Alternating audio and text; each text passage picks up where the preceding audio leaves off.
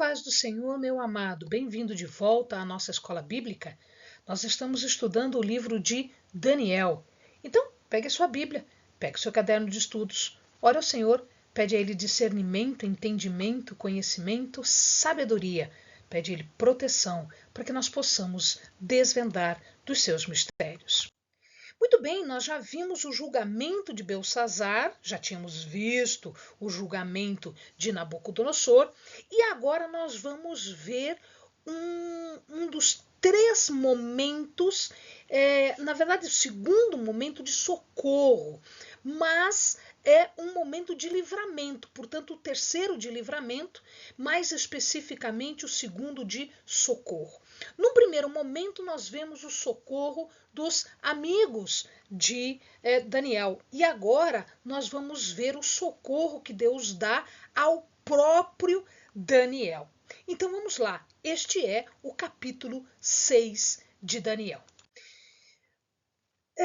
O Império Persa, ele incorporou dois grandes impérios. O Império da Média, que ficava aqui, só para o amado ter uma ideia. Aqui nós temos a Babilônia, aqui nós temos Nínive, que era a capital da Assíria e que caiu quando a Babilônia assume o império. Quando a Média, que é essa região toda aqui, se junta com a Pérsia, que é toda essa região aqui, eles conquistam a capital da Babilônia, a cidade de Babilônia. Quando isto acontece, o império incorpora dois grandes impérios, mais o Império Babilônico. Significa então que, somando tudo isso, nós vamos ter, olha só, toda essa região em verde indo lá para a Grécia, inclusive a Ásia Menor, inclusive toda a região da Mesopotâmia, aqui a Palestina, Canaã, a antiga Síria, ele pega o Egito e ele vem até a Líbia, aqui no norte da África. E ele vai até o rio Indo, aqui na Índia. Toda essa região era uma região de conquista deste império medo-persa. Então, ele era o maior império que se conhecia até agora, até esse momento. Para administrar um império tão grande, o que os medo-persas fizeram?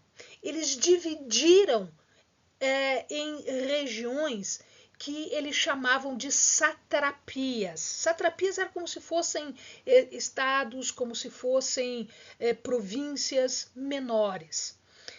Num primeiro momento, eram 120 satrapias. À medida em que este império foi se solidificando, foi se firmando, 50 anos mais tarde, no livro de Ester, nós vamos encontrar que haviam 127 satrapias.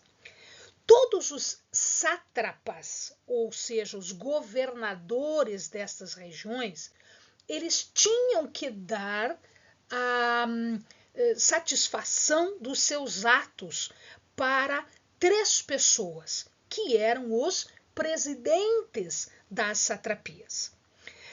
Um dos presidentes era Daniel. E aqui, Dario o Medo é quem fazia o governo.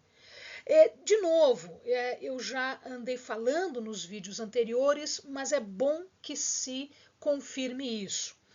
Algumas palavras dizem Dario o Medo e Ciro o Persa.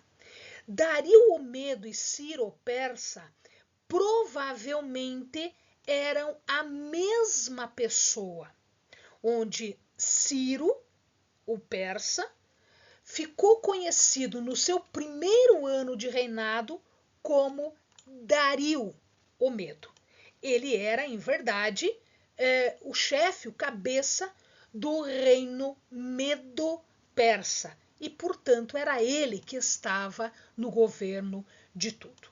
Né? Na palavra, existe uma tradução que não é bem correta quando ele diz Dario e Ciro. Na verdade, esse e não é para dizer que são duas pessoas diferentes, mas esse e pode ser traduzido como, ou seja, isto é, Ciro. Então, Dario, isto é, Ciro. Portanto, Dario e Ciro como sendo a mesma pessoa. Muito bem, Daniel era irrepreensível.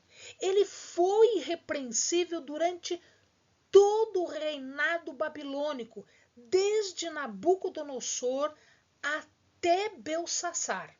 Ele nunca se rebelou contra as leis do país ou contra os governantes. E desta forma, todos os governantes tinham em Daniel um braço direito sábio, capaz, inteligente, com o qual eles podiam contar.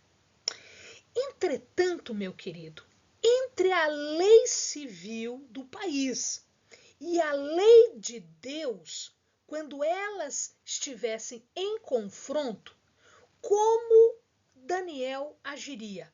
Daniel teria lealdade à lei de Deus, porque a sua lealdade primária era para com Deus. Portanto, ele nunca iria fazer alguma coisa que pudesse infringir a lei de Deus ou desgostar os mandamentos do Senhor. O problema é que os inimigos de Daniel também eram invejosos e poderosos. Eles tinham inveja, mas eles tinham poder. Então, o que eles fizeram? Eles armaram para Daniel uma arapuca. Eles convenceram Dario a emitir um decreto que o fazia rei Deus por 30 dias. O que isto significa? Significa que por 30 dias ninguém poderia pedir nada para qualquer pessoa que não fosse Dario. Mas também significava que ninguém poderia adorar a Deus nenhum que não fosse Dario. E se a pessoa não cumprisse esta norma do decreto, ele seria punido sendo lançado à cova dos leões. Pronto, a armadilha estava feita. Por que isso? Porque Daniel tinha um costume, um hábito de oração. Daniel orava 3 vezes por dia. E nesses 3 momentos, ele adorava e orava a Deus. Portanto, ele estava contra o decreto do rei. Pois muito bem, este decreto, diga-se já, é um decreto irrevogável. Lá no livro de Esther, a gente vê esta indicação. No livro de Esther está escrito que um decreto medo-persa é um decreto irrevogável. Lá em Esther, o que foi feito? O rei deu o seu sinete real para Esther para que ela escrevesse um outro decreto que pudesse ser cumprido e minimizando os efeitos do decreto de extermínio dos judeus. Aqui não houve chance para isso.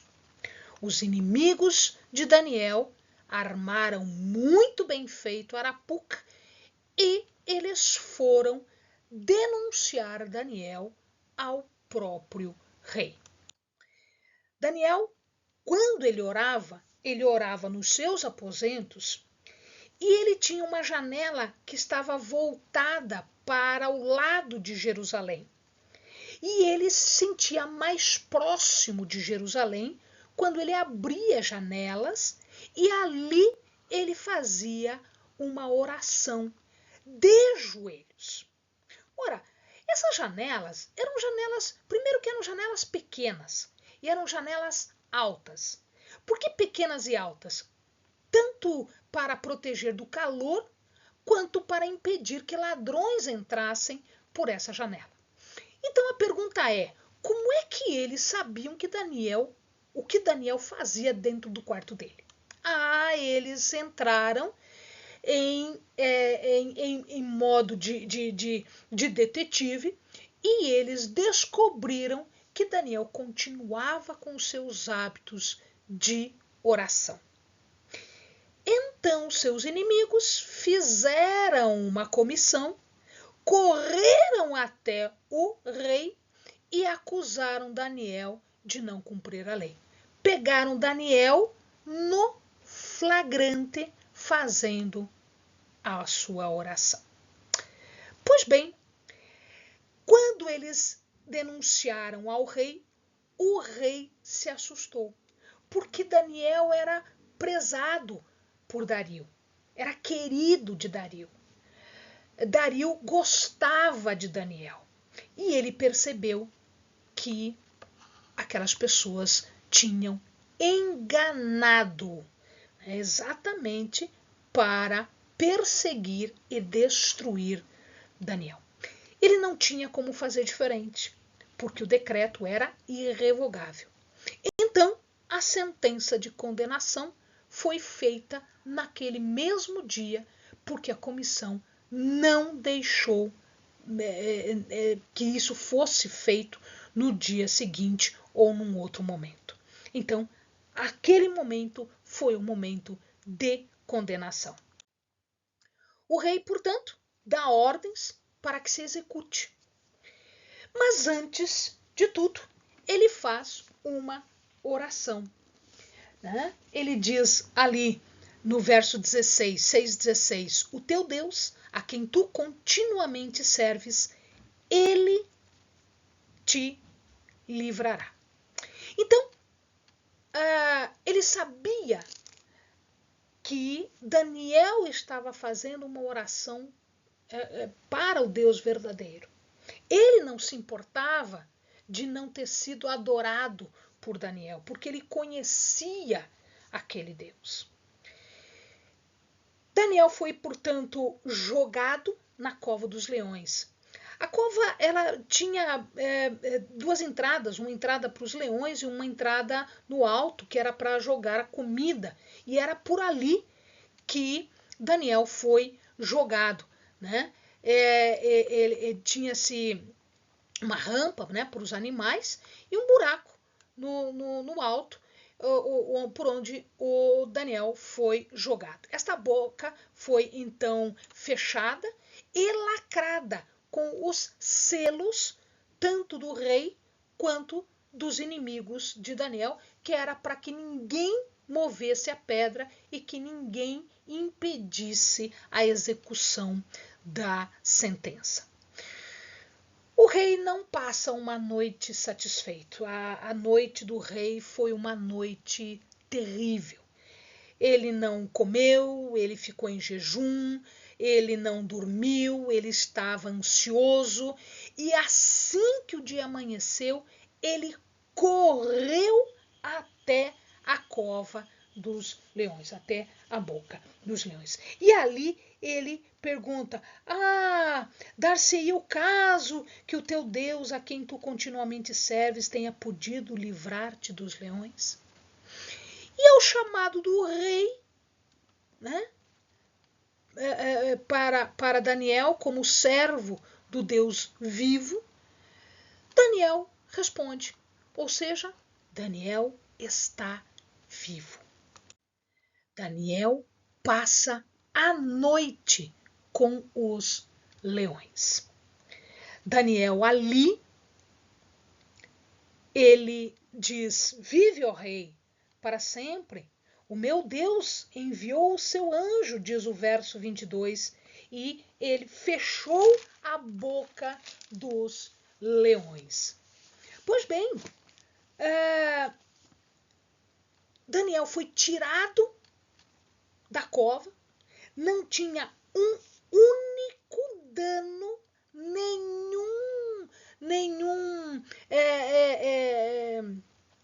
nenhuma mordida, nenhum arranhão em Daniel. O Deus de Daniel foi sim capaz de socorrê-lo, que foi a oração do rei. Foi capaz de socorrê-lo.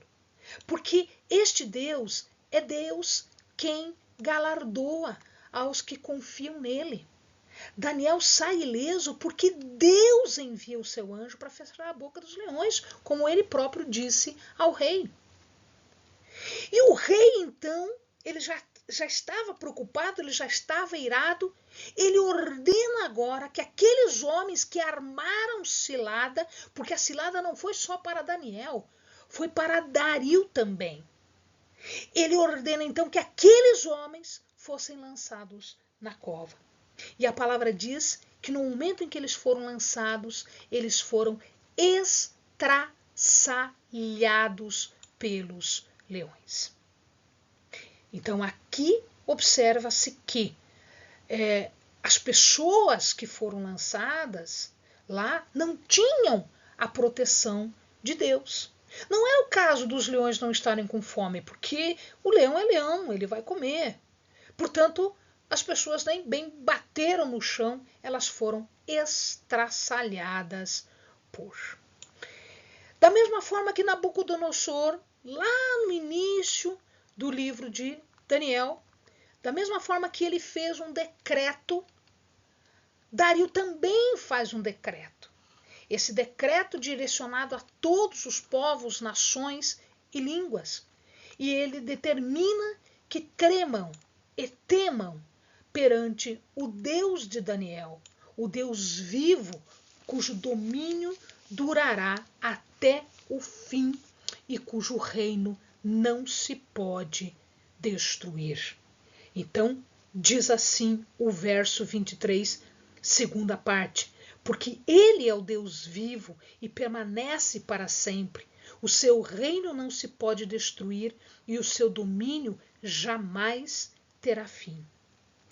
Ele livra, diz o 27, opera e salva, opera sinais e maravilhas no céu e na terra. Ele livrou Daniel do poder dos leões. E foi assim que, portanto, o capítulo termina dizendo que Daniel prospera também no reinado de Dario. Esse Deus, amado, é um Deus verdadeiro. A sua vontade está acima de qualquer vontade. Vontade dos homens, vontade do homem mais poderoso, aquele que é rei de um império que nunca até então havia sido visto, de tão enorme que era.